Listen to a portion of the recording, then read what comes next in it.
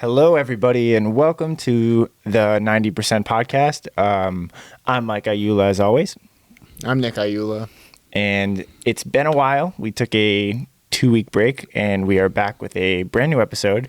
And today is a special episode because this is our second guest on the podcast. And we're going to let him introduce himself and tell us a little bit about himself and take it away, buddy.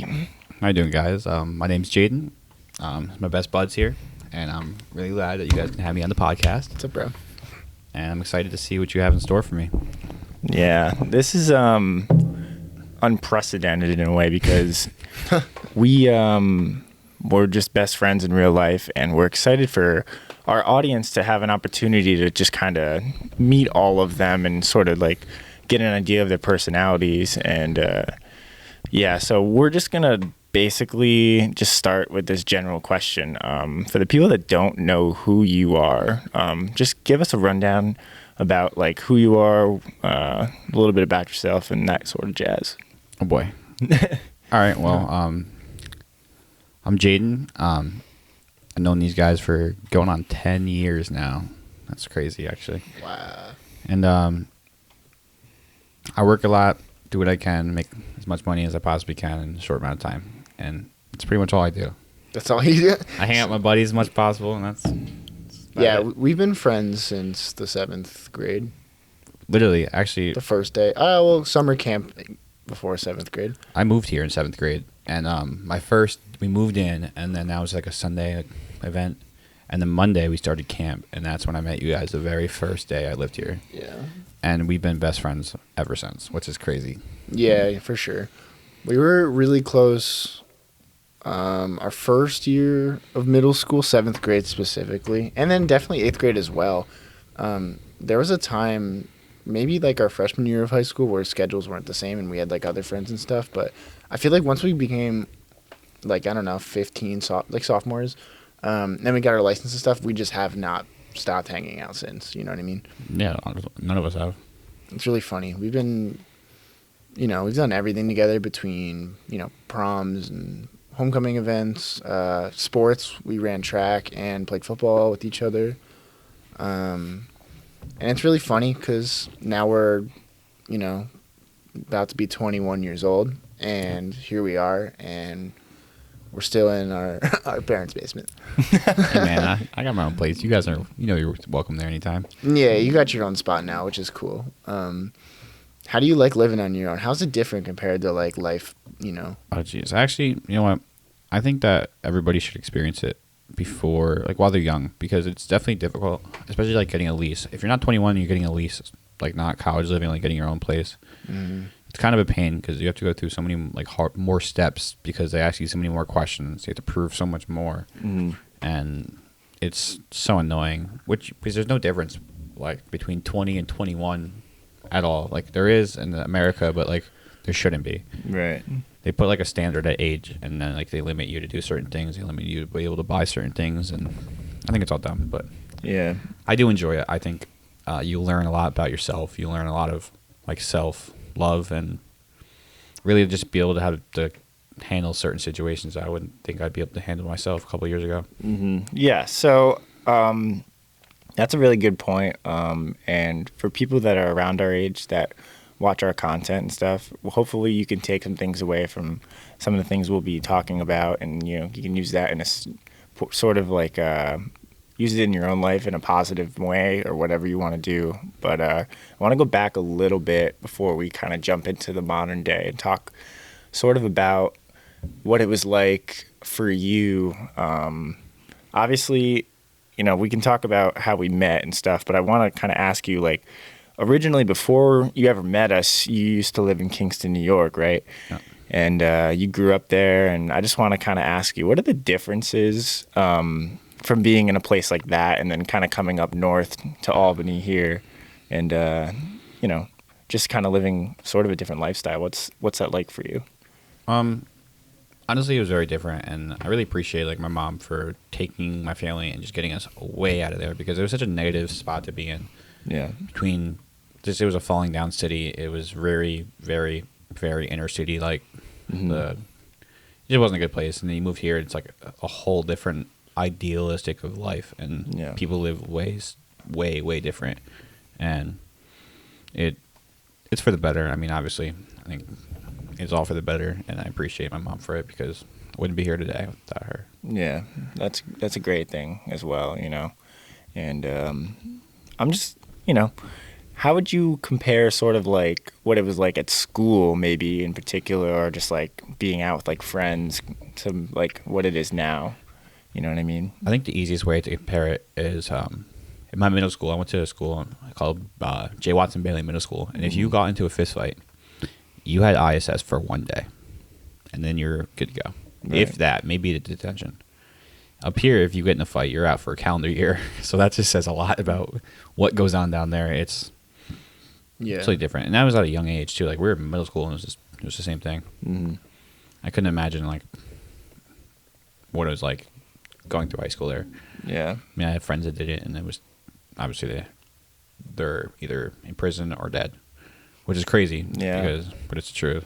Yeah, and a lot of people. I mean, probably a great amount of the people that watch our show, at least right now, they come from a suburban living, neighborhood, and they don't understand really the differences of like that sort of lifestyle and what it's like to be in places that I'm not, for lack of a better term, just like, or they go without, you know what I'm saying? And it's just like, it's good to see that you were able to, your family, to go ahead and just like find a place up here and just settle and, even find us. I'm so grateful that you're able to be here and we can just tell these stories and, that kind of thing. So that's awesome. I agree. Yeah.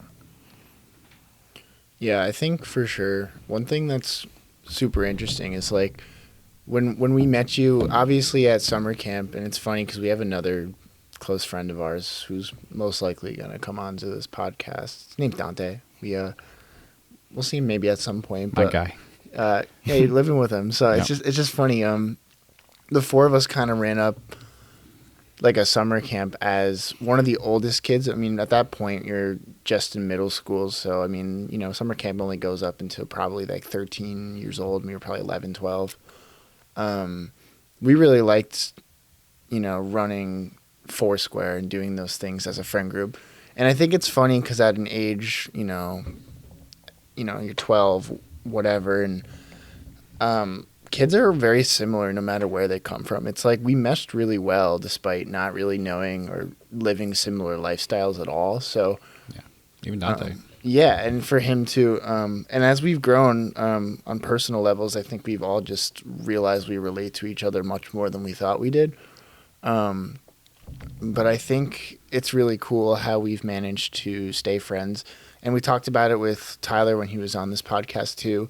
Most of our friends, and some come and go, and that's fine. And it is what it is with that. But the thing is, I think right now I'm comfortable and happy with everyone around in my life. And me too. There's so much we could technically talk about, and what's something that you think's a memory of us that just sticks out where you're like, that defines us as a friend group? Maybe just even the three of us or any of our other friends. Well, I really look at it like very tight. Like I look at, honestly, 7th grade summer camp when it was the four of us, the three of us and Dante running up Foursquare literally every single day. And then, like every night you guys end up somewhere on my couch and we're here and we're all hanging out. And it's just funny how that was a decade ago now. Yeah. I mean, that was very interesting that year because obviously when you moved, it's between 6th and 7th grade. And you didn't know anybody until you went to that camp. So literally the first people our age was literally us. So it's kind of a funny tale to just be like best friends start right away after you make that move from Kingston and you're up here now. And it's just like, I find that just to be sort of a very telling thing about like our friendship and how it's grown and how strong it's been literally since day one. So yeah, that's a pretty awesome thing too. But then that was the other thing is like once summer camp ended and stuff, like obviously you were going to go to our middle school or whatever. And I remember you and I had gym class the first period of 7th grade and the coach or whatever when you walked in, he was like, "Who are you?" And then we were all sitting on the bleachers, and you're wearing a snapback like this, real high in the air, and you got like this pink V-neck on with like a knapsack backpack, and probably like some cargo pants that are past your knees with LeBrons or something, something like that. You know how it was when we were in school. But I just remember he was like, "Who are you?" And you were just like, "I'm Jay." And it was just funny because I was literally probably the only person in that room of 40 kids that knew who you were at the time. Mm-hmm. And, I could only imagine kind of what that must have been like, because nobody at the time knew who you were. And then you had to sort of just like restart midway through growing up in grade school, I did it a few times. Like I bounced around. I wasn't out of school for more than like 2 years. Right. For a long time. So it wasn't like anything new really, but it was definitely a change because it's a totally different atmosphere. Yeah. That's for sure. But it was fun. Yeah. So yeah, as we kind of grew older, obviously we started to kind of play sports, and you were always a kid that to me seemed like you knew sort of what you wanted to do. You were always confident in yourself, and no matter what you were going to do, whether it was football, basketball, whatever you were going to, I don't even know. What else did you do anything else in high school? Track. You ran track. Okay. So yeah, no matter what it was going to do, it was interesting as like one of your close friends, even at that age, to like look up to somebody who had like the utmost confidence in themselves. And I still think that is a very good characteristic of your personality today. But for me, as personally, at that age, you have like all these new kids, and you're trying to figure yourself out as a person and stuff. And I think that, your confidence also like is something that's like at the same time, although you were bold at times, it was something that it's inspiring as a kid, just trying to figure himself out and stuff. So yeah, you know what I mean. If I can go back, I wish I used it differently and applied myself differently. Yes, I think being confident is like one of the key things in life, but obviously I was young and reckless, so yeah. But weren't we all in a way? You know what I mean? Oh, absolutely. Yeah.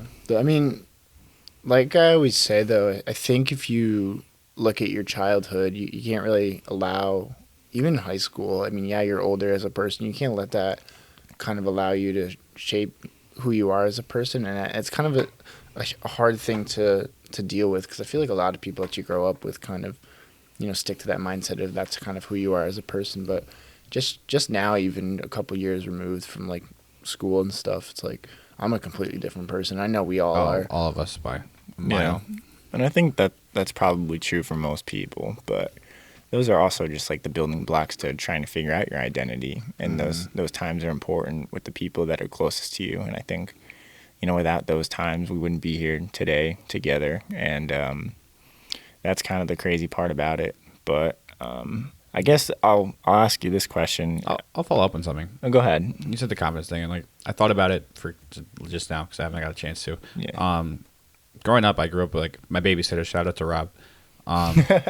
So we always called him the Manny because he was a dude. He was a big black dude. He was cool as hell, and we always hung around. Especially like me, he'd bring me around like everywhere he went, and I always hung around like older people. So like I feel like I had to apply myself more to fit in, even though I didn't have to, because it kind of like bounced off me in different wavelengths. Like it was good because I gained confidence from it, but I also like was very arrogant in myself in some ways, and because I felt like I had to fit in, because I was literally hanging out with like seniors in high school, college kids, like when I was 12, 11, 10. Oh, okay. So like that's all I hung out with, like every single day was older kids, and so like, I mean, you feel like you have like a chip on your shoulder because you have to prove yourself, but at the same time, I was a kid, so I didn't have to prove anything to anybody. Well, I think it's funny because, like Mike was saying about the confidence thing, I could see it immediately. It seemed as if, although we didn't know you very well, you always seemed not afraid of pretty much anyone or anything when it came to sports specifically. Like I remember there was a time where like Mike and I weren't confident at all. I think elementary school especially, we liked running, and that's kind of why we were really okay at track, But when it came to like anything, I guess like basketball or anything, involving like a sport that required better skill than someone who could play in gym class. Like, you know what I mean? Yeah. A real team. We struggled and we were just like, we had no direction. And I also thought, like, in a roundabout way, we didn't hone down on one thing like a lot of kids did. And that's why we just weren't into sports at, 10, 9.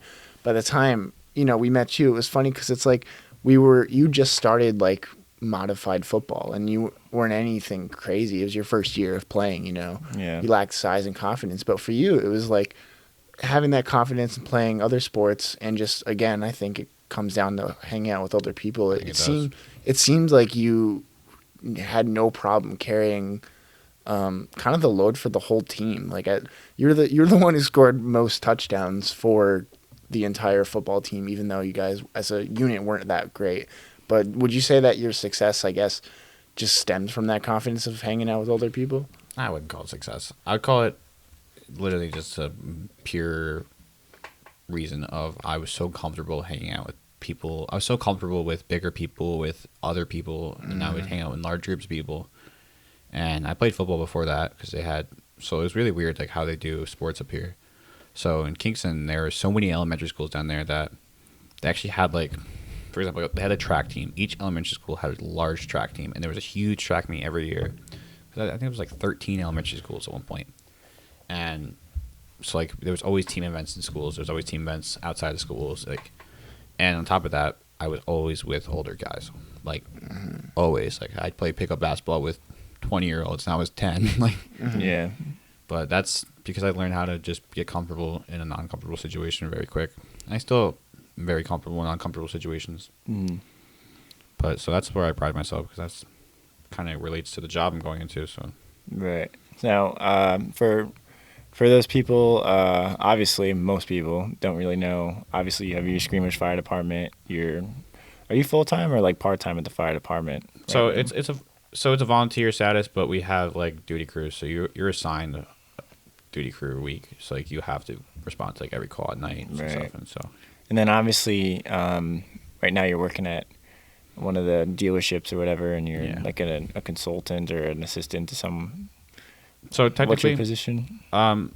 it's weird. So my position is two things. So you can call it a reconditioning manager, or you can call it a dispatcher, or you can just call it like a service advisor. It's all Right. It's all different one things. kind of thing. Yeah. And then, you have aspirations to eventually try and become a police officer. Yeah. Correct? That's in the works, Right. like as we speak, which is really cool to see. Like everything I want to do my whole life is kind of like unfolding now, which is pretty cool. Right. Because we're getting to like, it's weird that we're getting to the age where like you got to pick what you want to do, because who would have thought a couple years ago that we would be like I know. going to a career and being there like now. Yeah, it kind of just sneaks up on you quickly because when you get out of high school, you just kind of have to pick a path and stick with it. And Yeah. for a lot of people, like I think most people will change that path along the way, and there's nothing wrong with that. But as we're 3 or 4 years removed, a lot of us are probably getting close to getting degrees and stuff. And if not, take your time with it and do what you got to do, no matter what the situation. But just keep working at it. Figure out what you want to do. But take your time. Because, Yeah, it literally does not matter. Just do what makes you happy, really. Yeah. And make smart decisions. But as well as just like, you have this incredible array of things that you do for work and stuff. But as far as like leisure activities, we talked about some of the sports that you did growing up and stuff. And obviously in your free time, you like to hang out with us and have a good time and do what people our age do and stuff. But also like for leisure activities, you used to love to play basketball and stuff. And even flag football. We're in a flag football league, stuff like that. And obviously you walked in here in crutches. I don't know if anybody, behind the camera knows that or can see that right now, but you've had some complications with injuries throughout the years. So I'm going to just kind of let you go ahead and explain some of the setbacks that have made you stronger mentally and physically, and just kind of let you go for that. All right. Well, I look back at it like this last year has probably been like one of the hardest years of my life because, like you said, I love doing physical things. That's all I like to do. And then it came to a day where it did not happen at all. Like I couldn't do it. I wasn't physically able to anymore. We were all playing football. You guys were all there. And I went up for a pass to catch it. I caught it. But I came down very Clutch. awkwardly. And I, Touchdown. I dislocated my leg. and then I'm tearing my ACL, my LCL, my meniscus, my MCL, and I fractured my knee all in like one grip. Mm-hmm. And You did that when you were younger too, on the other leg, right? not like that. I never tore my ACL. I tore my my meniscus on my right leg. Oh, okay. So this would be a worse injury than some of the ones that It's you the worst had of my me- life. Yeah, it's the worst ever. Mhm. And then, so I had to get the bone like pretty much aligned, and I had to wait. So that happened on May 28th of 2020. Mhm. I had to wait till August 12th of 2020 to get my ligament surgery because my bone was so messed up that it had to heal straight and had to like correct itself before they can go in and work on the ligaments. And think about it, that's summertime. Like that's like the peak time to do anything. And Right. we had so many plans to go out and do things and travel, and we went to Canada, and like we had a great time. We had so many plans, like literally just travel. And I was like just pretty much bedridden for 8 months. Mhm. Good thing, pandemic involved. It was a good timing, I guess, but it was still a horrible thing for a lot On of top of people. that, the pandemic, because I couldn't do anything. So I was in a full leg cast from August 12th to October 12th probably. Yeah. So 2 months almost. I was in a full leg cast pretty much. It wasn't cast. It was like a Brace. Yeah, a hard brace that wasn't able to move. Right. And that's probably hard sleeping too, because your leg's not, It was shitty. Like sorry. It's okay. It was it was really tough because it took a really big mental burden on me because I couldn't do anything about it. Like I was literally just stuck doing nothing and not able to do what I like to do, not able to walk. I had to learn how to walk again. I had to learn how to run again. I had to learn to do everything over that I would like to do. Yeah. I couldn't do anything that I like to do. I watched you guys play football. It sucked. I mean, I wanted to play but I couldn't. Yeah. I was right with you, bro. Yeah, you messed up your shoulder. Yeah. Funny enough, I feel like this is the point where we just get into it, right? Yeah, go ahead. We were gonna save this probably for another video, but on the points of injury, I had a torn labrum in my shoulder, so I got surgery on my shoulder February 1st of this year, 2021. But I had an original tear on New Year's of 2020 when we were in Montreal. Yep. But I kept having so many dislocations throughout the year of doing something basic when it came to sports, and then all of a sudden stretching and my arms, was out of socket, and it's just so painful. And it was funny because, like, obviously I was dealing with that, and once I saw that you were getting surgery, I thought immediately in that September and August when you were getting your operation, I'm like, you know what? I'm going to go get this checked out because I don't understand, like, why in the world is my shoulder dislocating when I'm stretching? Like, there's probably some underlying condition that I don't know.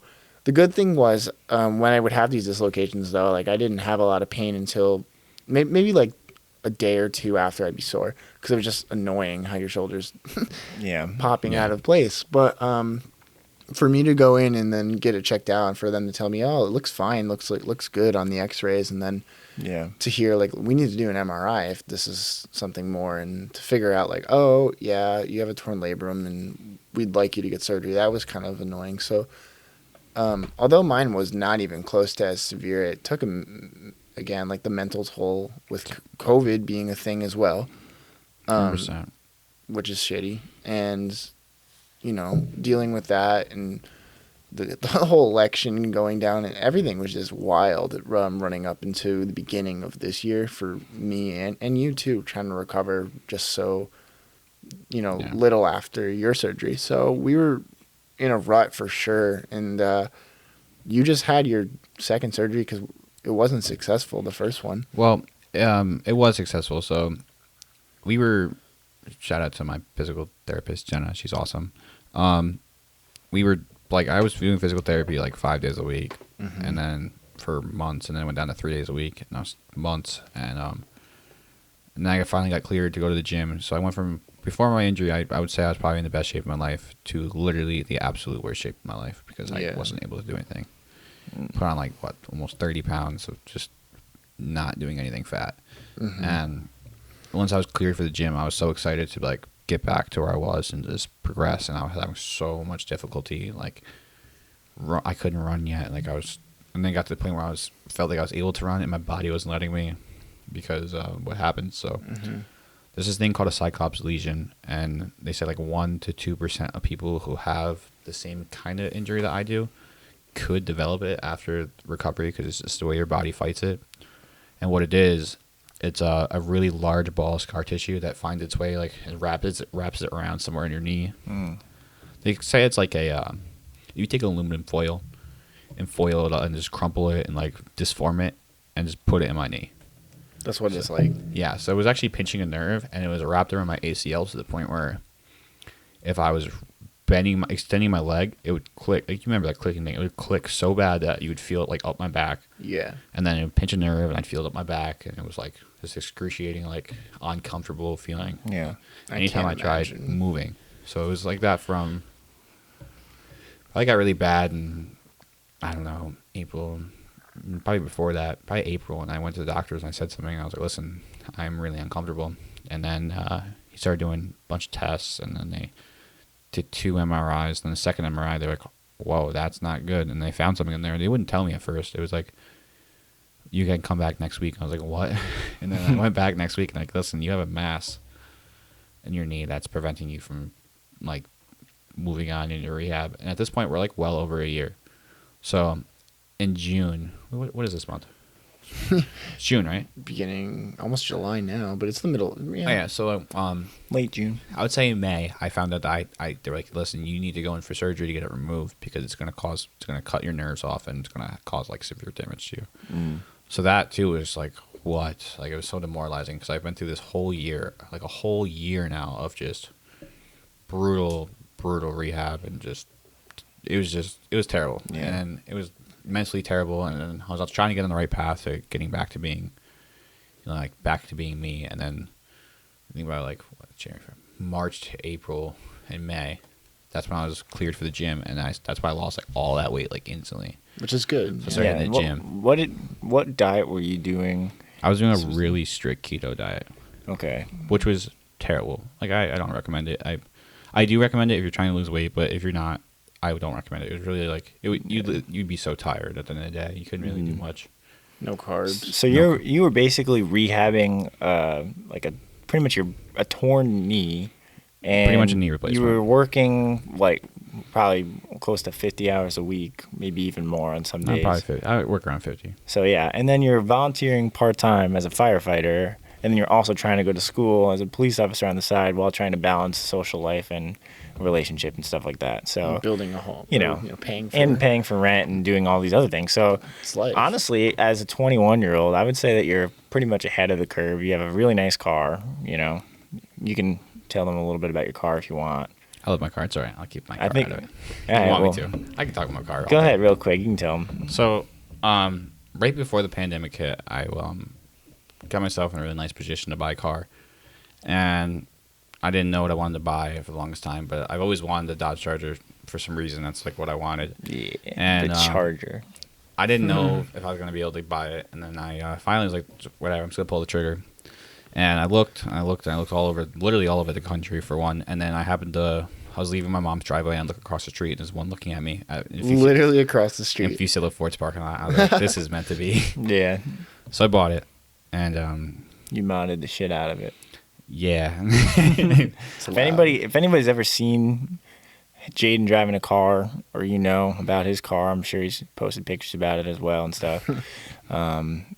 And we'll segue into your photography page afterwards, but that thing is freaking loud. So. Yeah, it's got some work done to it. I wanted to keep it stock, but it just couldn't. I could not.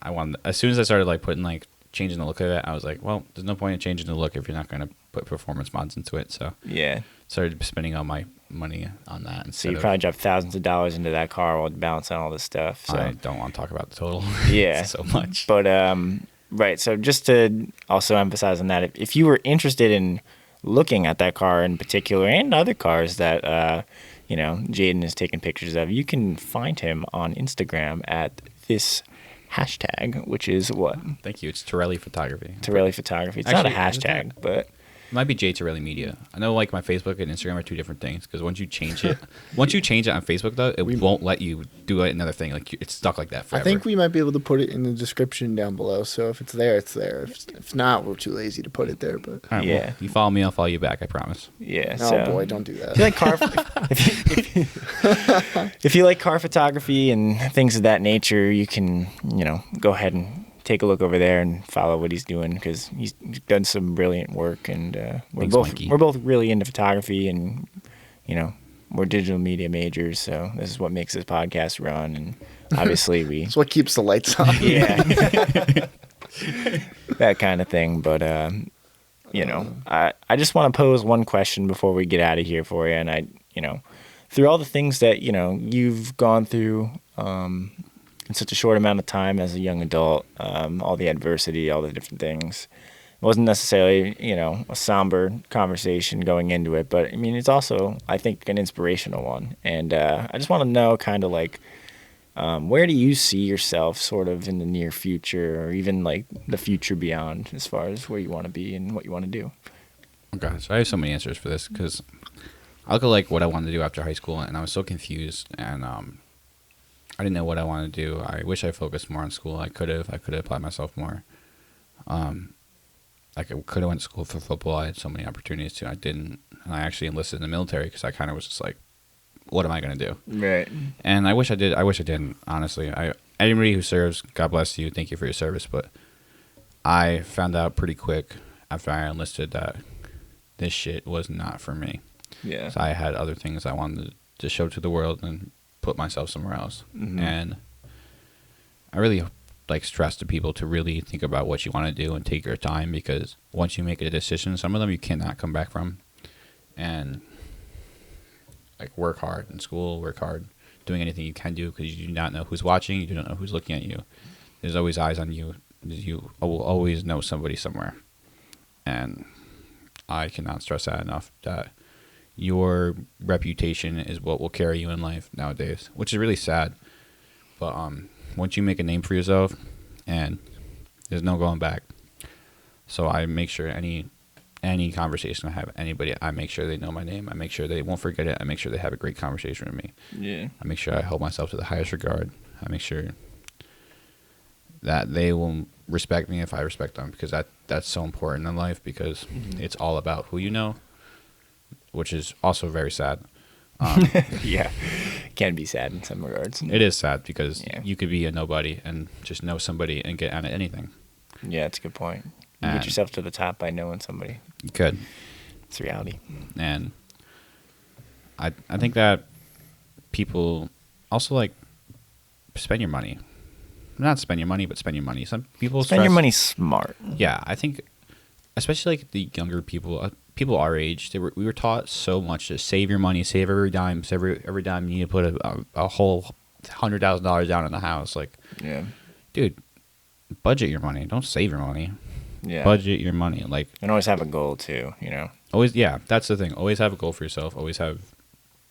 I think every person should look at budgeting the money. I know it sounds like I'm 100 years old when I say that, but I've saved so much money just by budgeting. It's but I still spend money. I spend a lot of money. Right. But Right. there's a balance, because what am I going to do if I'm saving 100% of my paycheck every week? What am I going to we are in the prime of our life now, and everybody think about it. The same people who say save your money, the same people that say, "Oh, if I was your age, if I can go back and do this," yeah. dude, those are the same people that say the same thing. Do it, travel, go see the world, go spend money on, go take trips, get on a plane, go somewhere. Yeah. Don't sit on your money and do nothing with it. Yeah. Enjoy yourself. You work hard for your money, do something with it. There's no reason for it to sit and do nothing. So it's safe to say Jayden will be pursuing his aspirations and traveling and being the best version of himself in the future. So, Jayden, wise words from Mr. Torelli here today. And, hopefully, you learned a thing or two from Jayden's experience in this short life that he's lived so far. And if there's anything that you can relate to or appreciate, let us know, and you can write in the comments, or you can talk to Jayden directly. We'll probably have all that stuff in the description. Nicholas, you know what to do, buddy. I got to send us off. Yes, sir. Well, everyone, this has been the 90% podcast. Thank you so much for watching, thank you. sticking to the end, and enjoying what we have to present for you today. We moved around our set a little bit to make it work out for the seating, and I'd like to think that today, once we're done recording, we're going to grab a glass of orange juice and we're going to celebrate because here's to almost 10 years of friendship and thank you guys healing. for a wonderful 10 years, and I appreciate you both. Yeah, and moving forward. And, if you got close friends, just tell them you love them. It's not weird. It's definitely... It's not. I feel like we say that once a week. I'm not gonna lie. We're a tight group, That's how it should be, no matter who you got it, whether that's one person or a million, whatever it is in your case. Just hold the people you care about close and really appreciate them for who they are. Yeah. Thank you guys so much for watching. We will see you on the next one. And save the 10% for yourself. Peace out.